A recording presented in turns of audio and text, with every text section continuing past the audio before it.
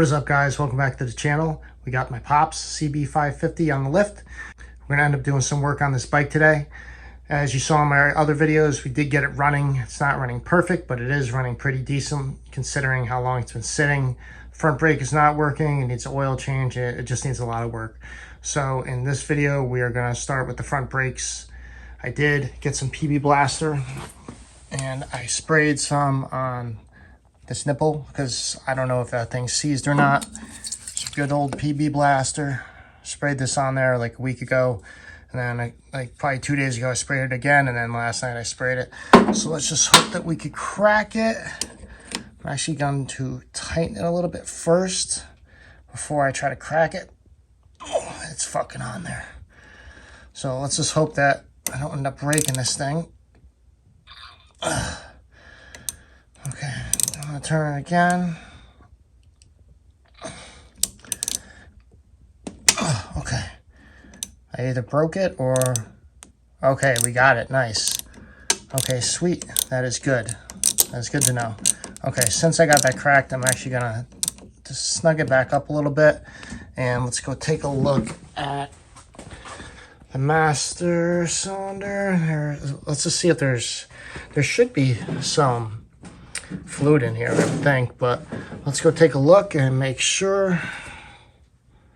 This thing calls for .3, which I have some. I actually want to get rid of it because I'm sure we could use the other brand, but like a .4 or even a .5, I'm sure it would work, but we'll just stick with the .3 because I have some and I want to get rid of it. Let's go take a look to see if this is low or not. Okay. Take a look-see at it. Oh my God, are you fucking kidding me? Wow, that is pretty bad. There is a little bit of fluid in there. Okay, wow, that's horrible. Wow, that's bad. This is why you need to flush fluid out, guys. Holy crap. All right, so first things first, I guess I'm gonna start cleaning out this part and trying to get all this crap out of here. Hopefully there is a little bit of fluid in there. So I'm hoping that I can clean it out really good, and then hopefully just flushing it will work. Who knows if the piston's seized? I have no idea down by the caliper, but we'll find out. Let me start hacking away at this thing and cleaning it up.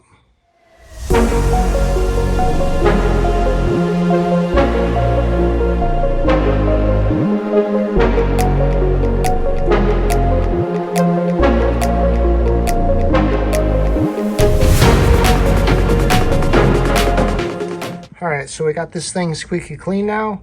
That thing was pretty crusty, I gotta say. So now we'll start working on the master cylinder.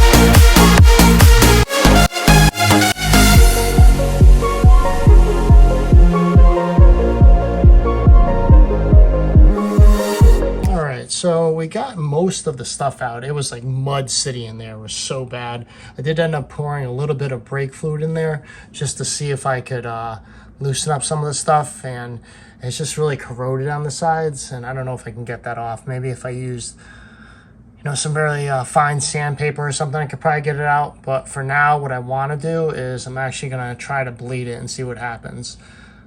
I did clean it out pretty good. It's so much better than it was before, but I'm so afraid that those lines are just going to be corroded with that shit in there. So we'll see what happens. Let me start filling it up, and then we'll start bleeding it. All right, so we got some fresh fluid in there. We do have our bleeder, which is this thing right here we're going to use. This thing seems to work pretty good. I've used it a bunch of times on other bikes. So let's try it out and see how it goes. All right, so we got that old fluid out, and I'm gonna pour some more brake fluid in here, just a little bit, not too much, because I kind of wasted a little bit before. I do want to fill it up a little bit and keep pumping that caliper to see if we can get any more of that crap to get out of there.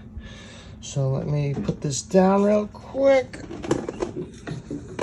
Okay, and we'll start pumping this thing. Yep, see, there's that crap again. So, and I could hear the brakes hitting the disc. So I'm gonna just keep pumping this thing out like this until I get rid of all that crap. It might take a while, but hey, it seems to be getting rid of some of the stuff, and we do have. Oh God, this thing is so crunchy. But it is starting to get hard, so once we get all this crap out, I think we'll be okay. Hopefully. We will see. So let me go keep changing this stuff out and cleaning it. Alright, so this is the second fill, I would say, after cleaning it, and keep getting this stuff out, huh?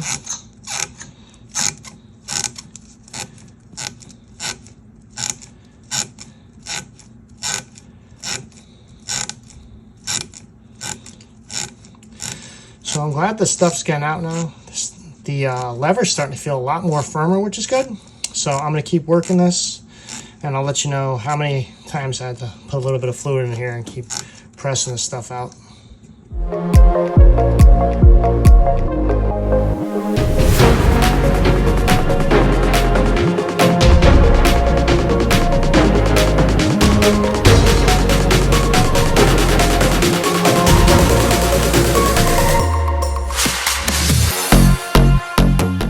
Alright, so after some further investigation and bleeding it a lot, this bleeder valve, it's either seized up or I can't get it to actually shoot out the top over here.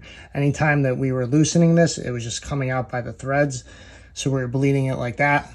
I did have my pops come and do the brake just because the distance from here to the lever is too far and I wouldn't be able to do it. So we're definitely going to need a new bleeder at some point, but we have been bleeding it. We went through probably at least one whole thing of this. The fluid does still look pretty nasty. I mean, probably take a lot more bleeding to do, but for now, we're just going to call it. We're going to fill to the correct line. I'll put the little spongy thing, whatever the heck it's called, that goes back in there, and then put it back. And then we'll actually take it off the lift and see how it works. It may be working pretty decently now. We don't know. Obviously, the fluid is pretty bad, and we'll have to get a new bleeder just because that thing is seized up. But for now, we're just going to leave it as be. So let me start filling this thing back up, and we'll get the cap back on. All right, so we got this back on here. This is clean. We're going to put this back on here for now, and we're going to test it out on the actual pavement. We'll take it for a little ride, see how it does. Test it in the driveway first, obviously. See, we do have some good leverage, so that squeaking noise is really just the tire in the truck right over there. But let's take this thing off the jack, and then we'll actually test it in the driveway. All right, so the last thing that we're doing before we actually test it is we're gonna let this sit overnight. We do have a zip tie and a rag over the throttle so that the zip tie does not end up screwing up the throttle grip. And we're just gonna let this sit overnight. And supposedly that's supposed to help get bubbles that are out of the system all the way to the top. So we'll let this sit basically overnight. And then the next day, like I said, we'll take it out and we'll test it in the driveway. All right, guys, it's the next day. This has been sitting overnight with the lever compressed. So hopefully that got any bubbles out of there. I'm going to cut this and get rid of that. And get this cloth off. Grip seems fine because of that. Oh yeah, this feels actually really good now. So let's go take a look to see if the pad, it's kind of hard to tell just by looking at it, but all right, so let me roll this thing off the lift and then we'll test out the brakes to see how it works. It does seem, okay, the light went on, good. It does seem pretty solid. You can see that the pads are against there. So I'm assuming it's working. But all right, let's get this thing off the lift.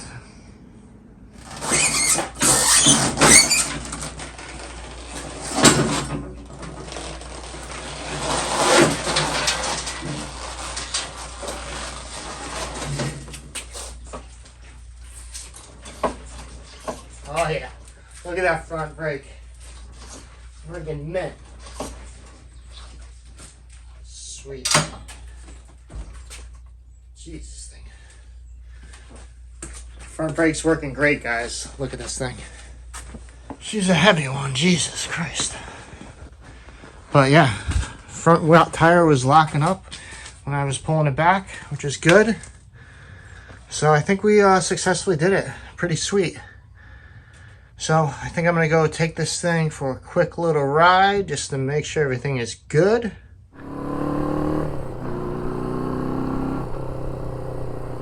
All right, let's see how these brakes work. Front brake only.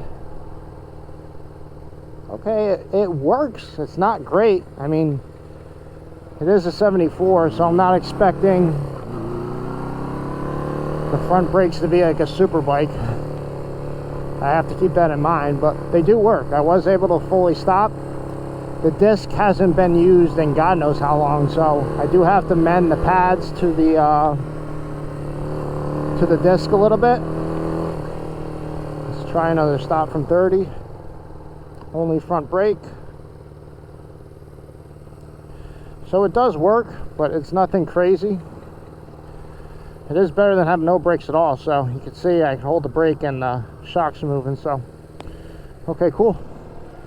I do need to get another bleeder valve because that one is seized and I can't get fluid to come out top. We were only able to get fluid to come out of the threads. So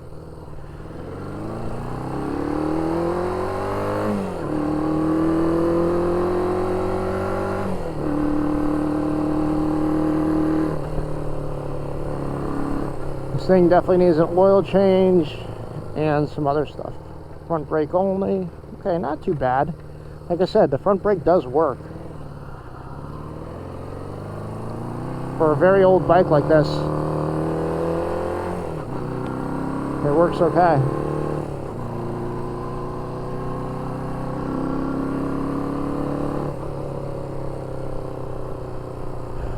Okay, cool. So just wanted to do that initial road test. We'll do again another 30. And it doesn't stop really fast, but it does work. So, cool, good stuff. All right, I'm gonna go get this thing back into the garage. All right, we are back in the garage. As you saw in the video, the front brake is working now, which is great. I'm so used to, to these front brakes on these two bikes, which are really good. So it's like, oh, is this thing not working right? Yeah, it is. I mean, it's a 74. So the technology and stuff and the master that they have on this thing obviously isn't the most powerful thing, but it does work and it seems to work pretty decently now. So pretty happy with that. So I think that's going to call it for this video, guys. Thank you for tuning in. Make sure you guys stay tuned. We're going to do some other things. We're going to get the oil changed on here and do some other stuff that's going to be in some later videos. But I thank you guys for tuning in, and we'll see you in the next one.